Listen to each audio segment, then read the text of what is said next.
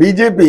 രണ്ടാമത്തെ പ്രതീക്ഷ വയ്ക്കുന്ന മണ്ഡലം തിരുവനന്തപുരം എന്ന തലസ്ഥാന മണ്ഡലമാണ്.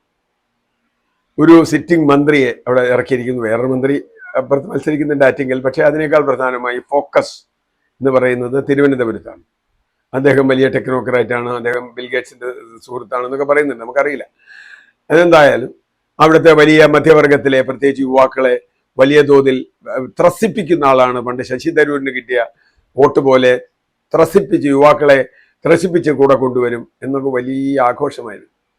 പക്ഷെ വോട്ടിംഗ് കഴിഞ്ഞപ്പോൾ അത്ര വലിയ ആഘോഷത്തിന് കാര്യമുണ്ടെന്ന് എനിക്ക് തോന്നുന്നില്ല. ഒന്നാമത് യുവാക്കൾ കൂട്ടത്തോടെ വന്ന് വോട്ട് ചെയ്തിട്ടില്ല. ഞാൻ നേരത്തെ മറ്റ് കേരളത്തിൽ മുഴുവൻ കണ്ടതുപോലെ വോട്ട് ചെയ്യാത്തവരിൽ വലിയ പങ്കും യുവാക്കളാണ്. സ്ഥലത്തില്ലാത്തത് കൊണ്ടാവാം, വേറെ എന്തെങ്കിലും കാരണം കൊണ്ടാവാം വോട്ട് ചെയ്തിട്ടില്ല.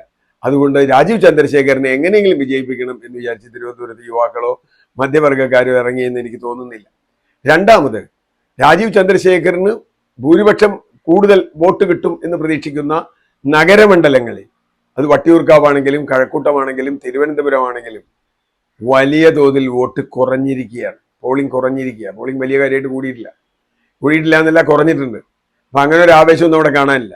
നേരെ മറിച്ച് കോവളം, നെയ്യാറ്റിൻകര, പാറശാല, നേമം ഈ 4 മണ്ഡലങ്ങളിൽ പ്രത്യേകിച്ചും ഉച്ചയ്ക്ക് ശേഷം, വെയിലാറിയതിന് ശേഷം വലിയ തോതിൽ പോളിംഗ് നടന്നിട്ടുണ്ട്.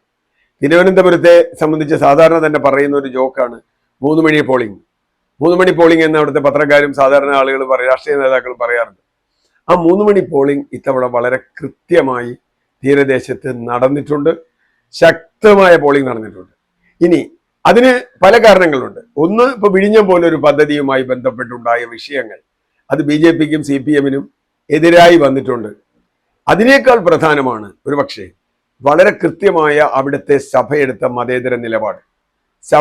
സഭ വളരെ വ്യക്തമായി പറഞ്ഞ 2 കാര്യങ്ങൾ. ഒന്ന്, കേരള സ്റ്റോറി ഒരു കത്തോലിക്ക സഭ പള്ളിയിൽ പ്രദർശിപ്പിച്ചപ്പോൾ അതിനെതിരെ ആദ്യം അഭിപ്രായം പറഞ്ഞ സഭ ലത്തീൻ സഭ പറഞ്ഞു, 2 സമുദായങ്ങളെ തമ്മിലടിപ്പിക്കുന്ന ഒരു പരിപാടിക്കും ഞങ്ങൾ നിൽക്കില്ല.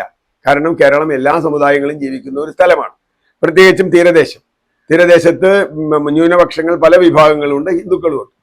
അപ്പൊ അതുകൊണ്ട് നടക്കില്ല. 2, ജനാധിപത്യത്തെ സംബന്ധിച്ചും മതേതരത്തെ സംബന്ധിച്ചും വളരെ കൃത്യമായ കാഴ്ചപ്പാട് അവർ കൊടുത്തു. അതുകൊണ്ട് തന്നെ മാത്രമല്ല, അവരുടെ അക്കൗണ്ട് ഫ്രീസ് ചെയ്തതുമായി ബന്ധപ്പെട്ട പ്രശ്നങ്ങളുണ്ട്. അപ്പോ മൊത്തത്തിൽ ഈ വലിയ പോളിംഗ് തീരദേശത്തുണ്ടാവുകയും നഗരപ്രദേശങ്ങളിൽ പോളിംഗ് കുറയുകയും ചെയ്തു എന്നത് രാജീവ് ചന്ദ്രശേഖരന് ഒട്ടും തന്നെ പ്രത്യാശ നൽകുന്ന ഒന്നല്ല എന്നാണ് ഞാൻ കണക്കാക്കുന്നത്. രാജീവ് ചന്ദ്രശേഖർ തീരദേശത്ത് ഒരുപാട് ഇടപെട്ടു എന്ന് പറഞ്ഞാൽ അതുകൊണ്ടൊരു ഗുണമുണ്ടെന്ന് എനിക്ക് തോന്നുന്നില്ല. കാരണം അവരെ സംബന്ധിച്ചിടത്തോളം വളരെ പൊളിറ്റിക്കലായി സ്വന്തം അനുഭവത്തിൽ നിന്ന് വോട്ട് ചെയ്യുന്ന ആളുകളാണ്.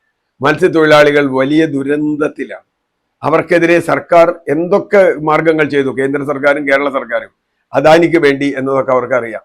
അതുകൊണ്ട് വലിയ തോതിലുള്ള പ്രതിസന്ധി രാജീവ് ചന്ദ്രശേഖരനുണ്ടാവും.